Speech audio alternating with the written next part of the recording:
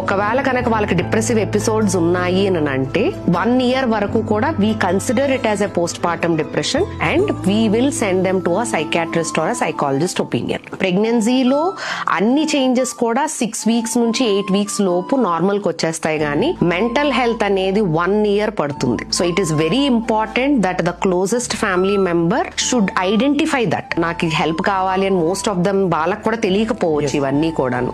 So వాళ్ళకి ఏమన్నా ఇట్లాంటి సిమ్టమ్స్ 2 weeks కన్నా ఎక్కువగా ఉంటుంది, సాడ్నెస్ కంటిన్యూ అవుతుంది, పద్దాకా ఏడుస్తున్నారు, they have that guilt conscious like నేను సరైన మదర్ ని కాదు నా బేబీకి.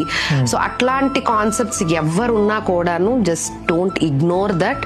విమెన్ ఎప్పుడన్నా ఏదైనా చెప్తున్నప్పుడు దే నీడ్ టు లిజన్.